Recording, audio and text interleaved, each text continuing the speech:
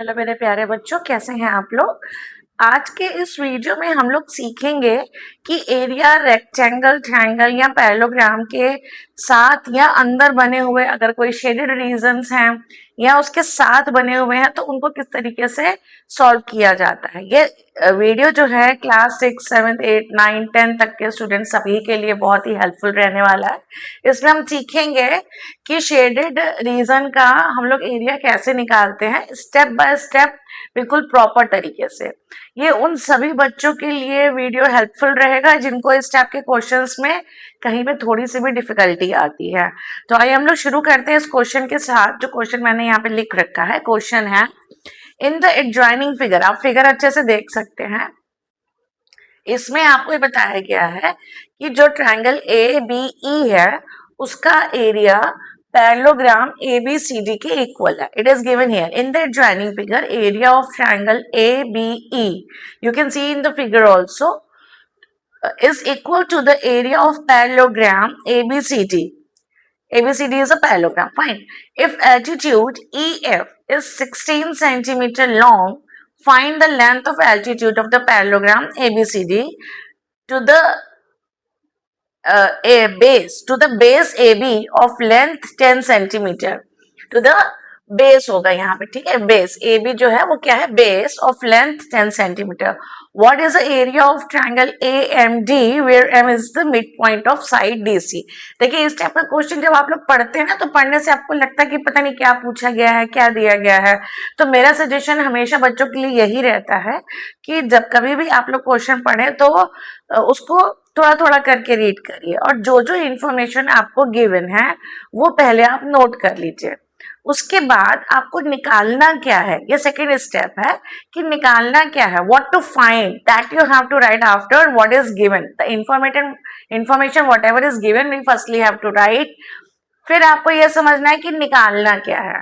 उसके बाद आपको रिलेटेड फॉर्मूला यूज करना है, लिखना है और उस पे वैल्यूज जो भी दी हुई हैं उसको रख के हम आगे सम को सॉल्व करेंगे। ये एक बेसिक मेथड होता है कोई भी क्वेश्चन को सॉल्व करने का। तो इस क्वेश्चन की अगर हम बात करें तो इसमें दिया हुआ है कि जो ट्रायंगल ABE है, अब मैं चाहूंगी कि आपका फोकस सिर्फ ट्रायंगल ABE पे होना चाहिए जिसमें आपको AB गिवन है। क्या गिवन है,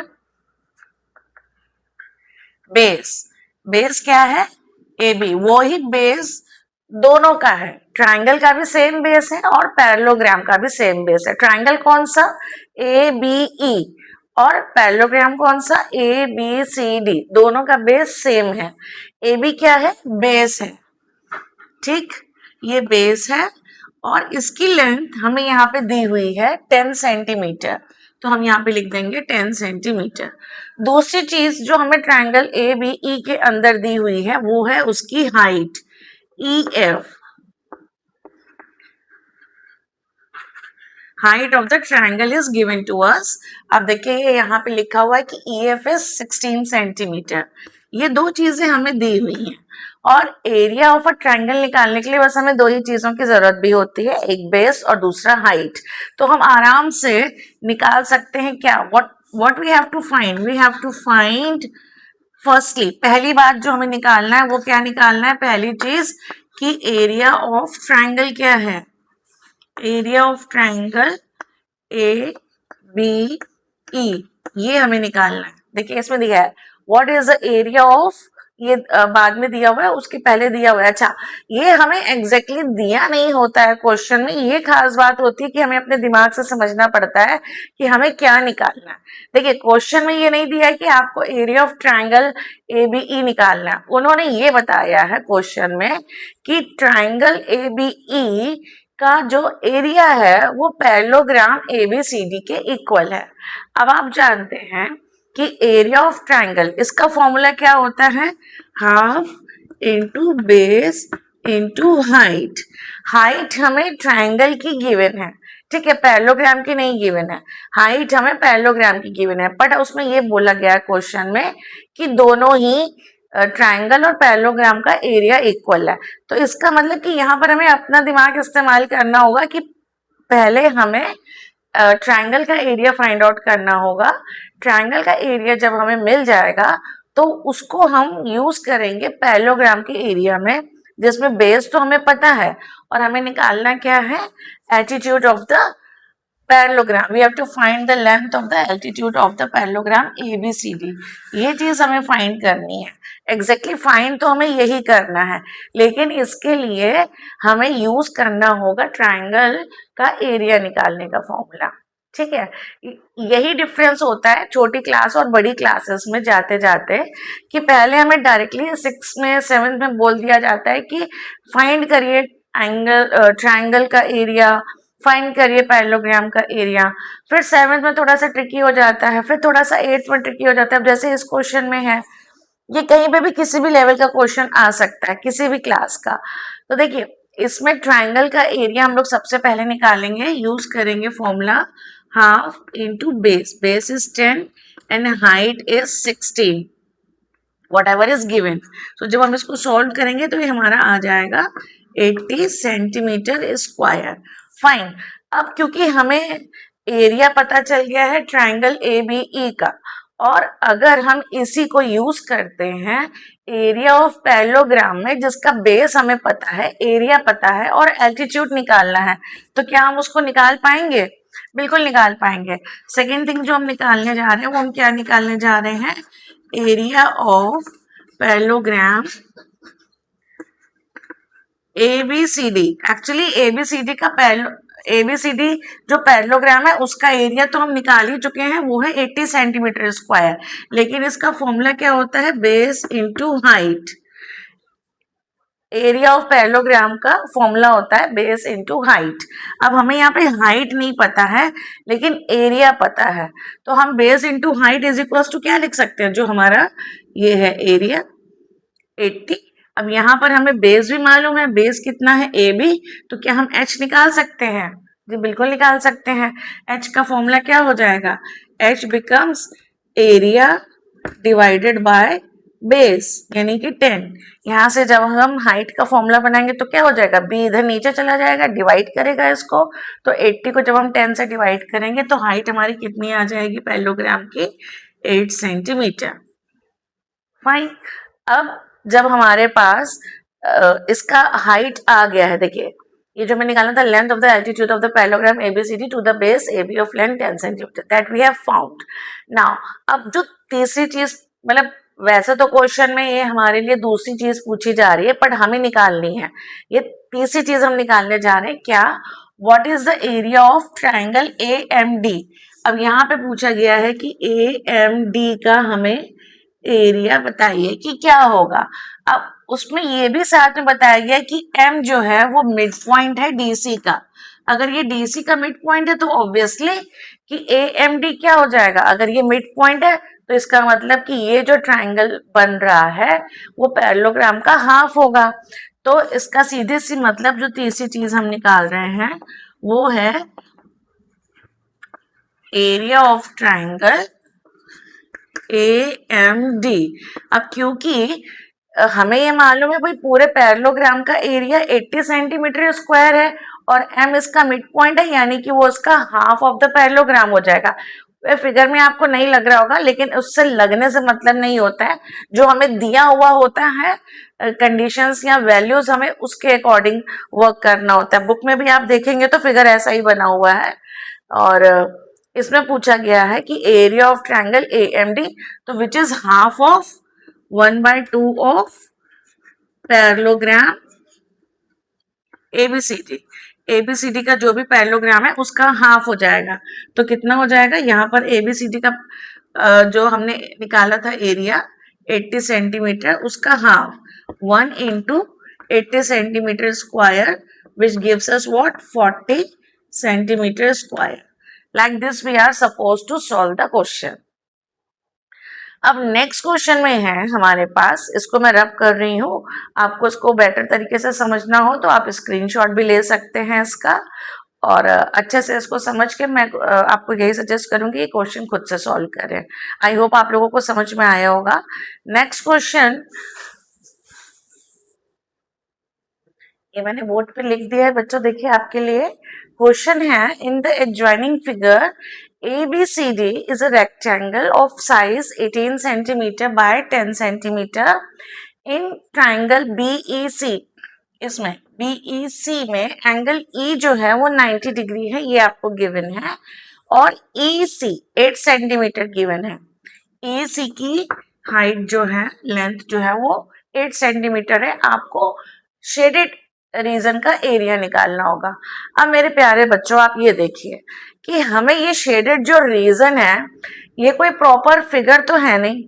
फिगर जो हमें इसमें जो शेप्स, ज्योमेट्रिकल शेप्स दिखाई दे रहे हैं, वो क्या दिखाई दे रहे हैं? एक तो ये पूरा रेक्टेंगल और दूसरा ये ट्रायंगल, और शेडेड रीजन उस ट्रायंगल के बाहर है ना। यानी कि अगर हम इस पूरे रेक्टेंगल में से इस टाइप से ट्रायंगल को हटा दें तो हमें मिल जाएगा शेडेड रीजन का एरिया। ठीक है, तो ये कंसेप्ट आपको समझना होगा, और साथ में फॉर्मूलाज भी आपको पता होने चाहिए कि कौन सा फॉर्मूला यूज हो रहा है। तो सबसे पहले इसमें मैं आपको बताऊंगी कि रेक्टेंगल का एरिया कैसे निकालते हैं। पहले हम रेक्टेंगल का एरिया निकालेंगे, उसके बाद हम ट्रायंगल का एरिया निकालेंगे। अब यहाँ पे जो क्वेश्चन में ट्रिक यूज की गई है, जहां पे बच्चे फंस जाते हैं, जो ट्रैप हो जाता है बच्चों के लिए, वो होता है इस ट्रायंगल का एरिया निकालना। क्योंकि आपको ट्रायंगल का एरिया निकालने का फॉर्मूला जो है वो बताया गया है half into base into height. अब देखिए, इसमें केवल आपको ये हाइट दी है, बेस तो आपको पता नहीं है, तो आप बेस कैसे यूज करेंगे? ट्रायंगल का एरिया तो बहुत इजीली आप निकाल लेंगे, क्योंकि सबको पता है लेंथ इंटू ब्रेथ होता है। ये तो वर्बली आप बता देंगे, 18 into 10 180 centimetre square will be the area of the rectangle. But इसमें तो सिर्फ हाइट हमें गिवन है और ये बेस नहीं पता है। तो इसके लिए हमें क्या पता होना चाहिए पहले, कि राइट एंगल ट्रायंगल अगर हम बात करते हैं और उसमें से कोई दो साइड्स गिवन है और एक साइड नहीं दी हुई है, तो उसको निकालने के लिए हम लोग पाइथागोरस प्रॉपर्टी को यूज करते हैं। अब मैं यहाँ पे पहले आपको सेपरेटली बता देती हूँ कि पाइथागोरस प्रॉपर्टी क्या होती है। पाइथागोरस प्रॉपर्टी कहती है कि in right angle triangle, Pythagoras ने जो प्रॉपर्टी दी है वो राइट एंगल पर ही केवल फॉलो होती है। तो ध्यान से सुनिएगा, प्रॉपर्टी क्या है? According to the Pythagoras, in a right angle triangle, कि एक राइट एंगल ट्रायंगल में the square of the hypotenuse. अब आप कहेंगे कि ये हाइपोटेन्यूज क्या है? तो इसमें देखिए 3 टाइप की साइड्स होती हैं किसी भी ट्रायंगल में। अगर हम राइट एंगल की बात कर रहे हैं तो इसमें जो ये नीचे है जिस पर ये ट्रायंगल खड़ा हुआ है, that is called its base. ठीक है, बेस, ये बेस होता है। इधर आपको नाम दिया हुआ है ई बी, मैंने आप समझ लीजिए कि उसको कट करके यहाँ रख दिया। ठीक, और इसको जो नाम दिया है ये सी, ये जो लाइन है जिस पर परपेंडिकुलर बन रहा है, perpendicular means the 90 degree angle, इसको कहा जाता है परपेंडिकुलर।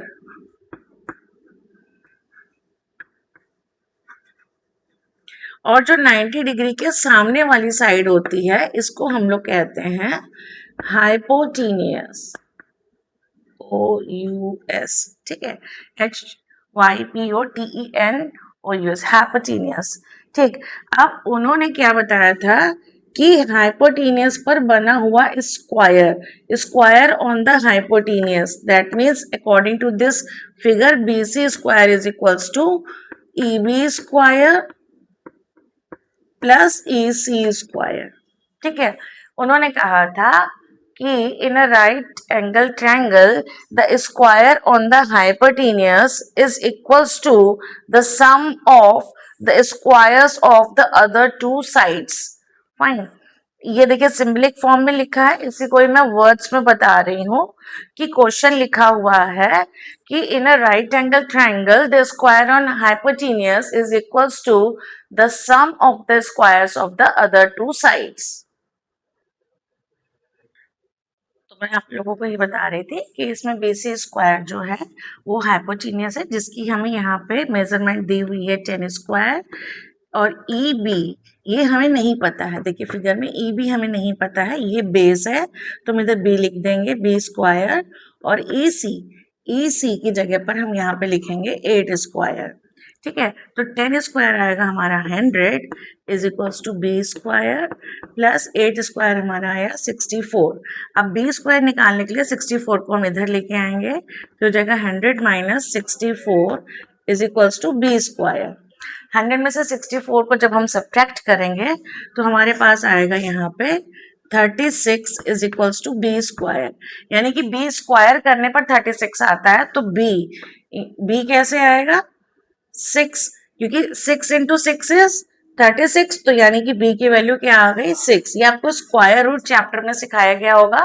क्लास 7 के बच्चों में तो स्क्वायर रूट्स नहीं होता है, लेकिन हाँ क्लास 8 के बच्चों को पता होगा कि स्क्वायर रूट्स क्या होते हैं। ठीक है, फिर भी मैं आपको बताती हूँ, जैसे कि 1 का स्क्वायर होता है 1, यानी कि 1 इंटू 1 1 होता है। 2 square is equal to 2 into 2 which is equal to 4। और 3 का स्क्वायर क्या होगा 3 इंटू 3 9। 4 का स्क्वायर क्या होगा 16। इसी तरीके से 5 का स्क्वायर होगा 25 और 6 का स्क्वायर होगा 36। तो 36 अगर बी स्क्वायर आ रहा है तो बी की वैल्यू हो जाएगी 6। ठीक है, और फिर भी मैं चाहूंगी कि 20 तक स्क्वायर्स तो सारे बच्चों को एटलीस्ट आने ही चाहिए। चलिए आइए, अब हमने यहाँ पे ये निकाल लिया कि ई बी जो है, जो बेस है इस ट्राइंगल का, वो है 6। अब हमारे लिए इजी हो जाएगा उधर ई बी सी का एरिया निकालना। देखिए शेडेड रीजन का एरिया निकालने के लिए हमें पहले क्या करना पड़ेगा, एरिया ऑफ शेडेड रीजन निकालने के लिए हमें निकालना होगा area of rectangle A B C D, और उसमें से सब्ट्रैक्ट करना होगा area of triangle A B C. तो देखिए कैसे होगा, area of rectangle A B C निकालने के लिए हम क्या करेंगे, लेंथ इनटू ब्रेथ। ठीक, और एरिया ऑफ ट्राइंगल एबीसी, आप चाहें तो पहले मैं यहाँ पे फॉर्मूला लिख देती हूँ so that it become easy for you to understand कि 18 इंटू 10 कहाँ से आया। एरिया ऑफ रेक्टेंगल होता है लेंथ इंटू ब्रेथ, इसमें से हमें सब्ट्रैक्ट करना है half into base into height. तो लेंथ इंटू ब्रेथ है हमारा 18 इंटू 10 माइनस, हम लोग इसमें वैल्यूज पुटअप करेंगे। बेस जैसे कि अभी हमने निकाला 6 और इसकी हाइट जो है वो है 8। अब आप इसको हाइट मत समझिएगा, यहाँ पर मिस्टेक करते हैं ऑलमोस्ट बच्चे कि समझते हैं कि ये ट्रायंगल की हाइट है। ये ट्रायंगल की हाइट नहीं है, ये रेक्टेंगल की हाइट है। ठीक, या आप इसको ब्रेथ कह सकते हैं। और ये जो ई बी सी है, इसमें ये बेस और ये हाइट होगा। ठीक है, तो उसको 10 को हाइट मत समझिएगा, अगर आपने ऐसी गलती कर दी तो फिर आंसर सही नहीं आएगा। तो अब ये आंसर पूरा आएगा हमारा सेंटीमीटर स्क्वायर में। यहाँ पर हो गया 180 माइनस, इसको हम लोग सॉल्व कर देते हैं, 6 4 24। जब हम इसको देखिए, ये जहाँ पे एरिया की बात आती है यूनिट्स में स्क्वायर लग जाता है। 180 में से 24 को माइनस करेंगे, 10 में से 4 जाएगा 6 आएगा, 7 में से 2 गया 5 और यहाँ पर आया 1। 156 सेंटीमीटर स्क्वायर जो है वो शेडेड रीजन का एरिया हो जाएगा। मैं साइड हो जाती हूँ, अगर आपको इसका स्क्रीनशॉट लेना हो तो आप ले सकते हैं। और इसके बाद फिर मैं एक थर्ड क्वेश्चन और बताऊंगी। आइए अब देखते हैं इन दो क्वेश्चंस में शेडेड जो रीजन है उसका एरिया हम लोग कैसे निकालते हैं। ये फर्स्ट क्वेश्चन है, मतलब फर्स्ट पार्ट मान लीजिए, इसको हम लोग सेकंड पार्ट मान लेते हैं।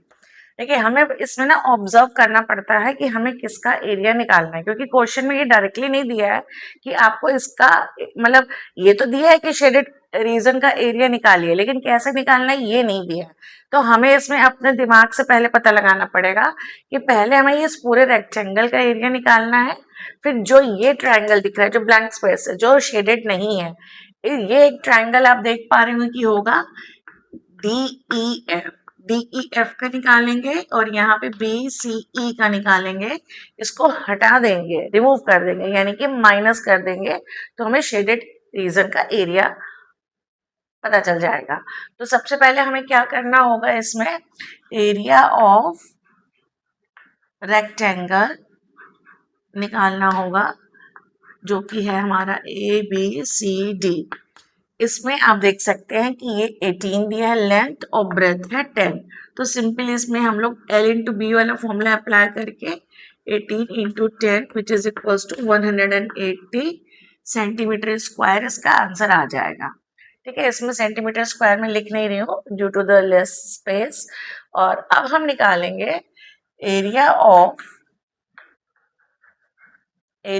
The triangle DEF। अब DEF में सिंपली हमें दोनों चीजें पता है, ये बेस भी पता है, हाइट भी पता है। अब आप कहेंगे ये कैसे पता चलेगा कि हमें बेस किसको रखना है और हाइट किसको रखना है? तो आप किसी को भी बेस और हाइट रख लीजिए, कोई फर्क नहीं पड़ेगा, क्योंकि दोनों का मल्टीप्लिकेशन होना है। और मल्टीप्लिकेशन जो होता है होल नंबर्स का, ये हमें पता है कम्यूटेटिव है, यानी कि ऑर्डर हम चेंज कर भी देंगे तो कोई फर्क नहीं आएगा। ठीक है, तो ये हो जाएगा एरिया ऑफ ट्राइंगल, यानी कि अगर 6 इंटू 10 करें, 6 को बेस माने और हाइट 10 माने तो भी 6 इंटू 10 होगा, और अगर हम इसको बेस मान के इसको हाइट माने तो भी 10 इंटू 6 ही होगा। तो बात बराबर ही आएगी, 6 इंटू 10 करें या 10 इंटू 6 करें। आप इसको इस तरीके से देखिएगा। तो ये हमारा है ट्राइंगल DEF। इसका फॉर्मूला जैसे आपको पता है, half into base into height, तो मैं डायरेक्टली वैल्यूज पुटअप कर रही हूँ, बेस इंटू हाइट, आप कुछ भी रख सकते हैं। यहाँ पे आया 5, 5 6 30 सेंटीमीटर स्क्वायर है। ये ऑब्वियस है कि मैं लास्ट में लिख लूंगी जहाँ पे नीचे स्पेस मुझे मिलेगा, लेकिन जो भी इसमें आपको यूनिट दी होगी उसी के ही अकॉर्डिंग आपको लिखना होगा। अब है area of triangle, the next one this. अब इसमें आप कहेंगे कि ये हमें नहीं पता, तो ये कैसे पता लगाएंगे? इसमें हमें हाइट तो पता है, मतलब एक चीज तो पता है बेस और हाइट में से, दूसरी नहीं पता है। तो यहाँ पे फिर से एक ट्रिक यूज होती है जहाँ पे बच्चे अक्सर मिस्टेक कर देते हैं। तो ध्यान से सुनिए, ये आपको ए बी दिया हुआ है 18 सेंटीमीटर, और रेक्टेंगल की प्रॉपर्टी होती है कि ऑपोजिट साइड्स जो हैं वो इक्वल होती हैं। तो ए बी अगर 18 है तो DC भी 18 ही होगी। उसमें से अगर हम इतना पार्ट 10 हटा दें तो बाकी बचा हुआ पार्ट कितना हो जाएगा? 18 में से अगर हम इतना हटा देंगे तो बाकी बचा हुआ होगा 8। 18 माइनस 10 गिव्स अस 8।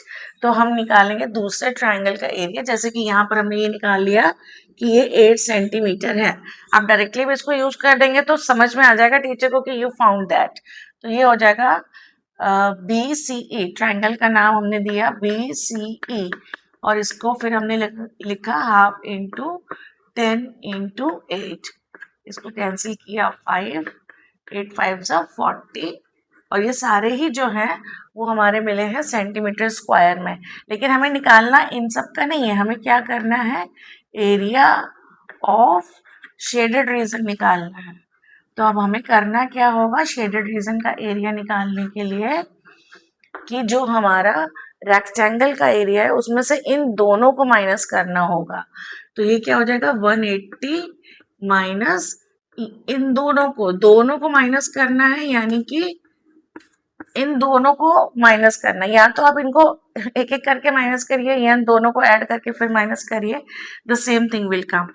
बच्चे क्या कहते हैं मुझे कि मैम आपने इसको प्लस क्यों कर दिया? माइनस करना है ना, तो हाँ जी माइनस ही करना है। आप इसको चाहें तो ब्रैकेट ओपन करेंगे तो ये भी माइनस हो जाएगा, तो -30 और -40 हमें फिर भी -70 ही देगा। और ऐसे ब्रैकेट में रख के अगर दोनों को एक साथ ऐड करके फिर सब्ट्रैक्ट करेंगे तो भी सेम आंसर आएगा। तो -70 which gives us how much? 110 centimeter square. This is the final answer, that the area of the shaded region is 110 centimeter square. Fine, I hope आप लोगों को समझ में आ रहा होगा। मैं रिक्वेस्ट करूंगी आप सबसे कि वीडियो को केवल देखिए ही नहीं, उसको लाइक कमेंट और शेयर भी कीजिए। सब्सक्राइब अगर आपने अब तक नहीं किया है तो प्लीज चैनल को सब्सक्राइब भी जरूर कर लीजिए। चलिए नेक्स्ट क्वेश्चन हम देखते हैं। इसमें हमें दिया हुआ है कि ये ABCD एक स्क्वायर है। तो अब जब कभी भी हम लोग ये सम सॉल्व करते हैं तो हमें जो भी फिगर दिया होता है उसकी प्रॉपर्टीज तो पता होनी चाहिए, जो जनरल प्रॉपर्टीज होती हैं कि स्क्वायर के ऑल साइड्स आर इक्वल, ठीक है, opposite angles obviously are equal, all the angles are of 90 degree, ये सब चीजें पता होनी चाहिए। अब हमें पता है कि ये भी 90 डिग्री है, सब तरफ 90 डिग्री है, तो इसके लिए हमें क्या करना पड़ेगा कि इस स्क्वायर के बीच में आप देखिए कि इसका निकालने के लिए, शेडेड रीजन का एरिया निकालने के लिए हमें इसकी कोई लेंथ ब्रेथ हाइट कुछ भी नहीं पता है। तो हमारे पास जो चीजें हैं वो है एक ये ट्रायंगल, स्क्वायर तो है ही, उसके बाद एक ये ट्रायंगल और तीसरा ये ट्रायंगल। तो फिलहाल मैं आपको समझाने के लिए इस पर नेम लिख दे रही हूँ 1 2 और 3। 3 ट्रायंगल्स है, यानी कि स्क्वायर का एरिया निकालने के बाद इन तीनों ट्रायंगल्स का एरिया निकालेंगे और फिर उनको हम लोग सब्ट्रैक्ट कर देंगे स्क्वायर के एरिया से, तो शेडेड रीजन का हमें एरिया पता चलेगा। तो स्क्वायर का एरिया क्या होता है, सबसे पहले हम लोग निकालेंगे एरिया ऑफ स्क्वायर। शुरू कर चुके हैं हम लोग क्वेश्चन को सॉल्व करना। ये होता है side into side, side into side. तो क्या हो जाएगा, यहाँ पे साइड इसकी दी हुई है 20, तो obviously all the sides are equal, तो ये हो जाएगा 20 इंटू 20 सेंटीमीटर स्क्वायर, तो आंसर आएगा 400 सेंटीमीटर स्क्वायर। ठीक है, ये पूरा टोटल एरिया है जिसके अंदर ये 3 4 ट्रायंगल्स हैं, 1 2 3, और ये चौथा हम मान लेते हैं जिसका हमें एरिया निकालना है। लेकिन क्योंकि इसका कुछ पता नहीं है तो हम 1 2 और 3, इन 3 ट्रायंगल्स का एरिया निकालेंगे। इनका हम नाम भी आपको बता देते हैं। जो फर्स्ट ट्रायंगल है इसका नाम है AEF। तो हम लोग जा रहे हैं यहाँ पे निकालने area of triangle AEF, half into base into height. अब ये फॉर्मूला मैं बार बार नहीं लिख रही हूँ, तो बेस हम इसका देखेंगे AE जो हमें गिवन है 10 सेंटीमीटर, तो यहाँ पे लिखा हमने 10, और ये भी 10 है तो यहाँ पे लिखा 10।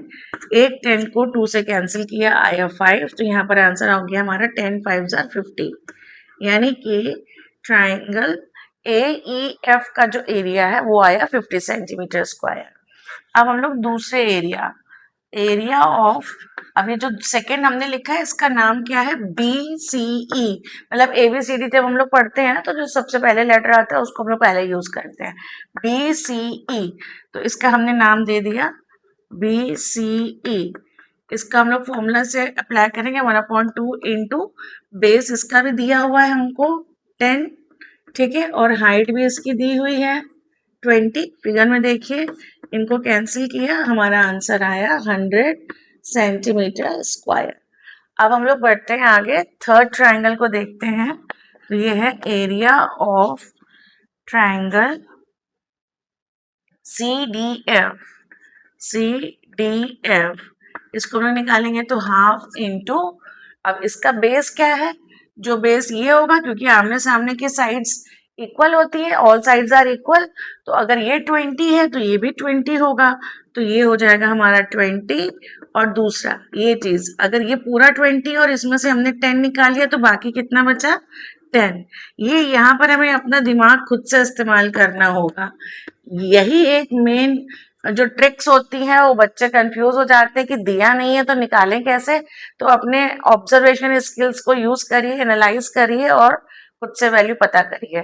चलिए, अब हमको निकालना है एरिया ऑफ शेडेड रीजन।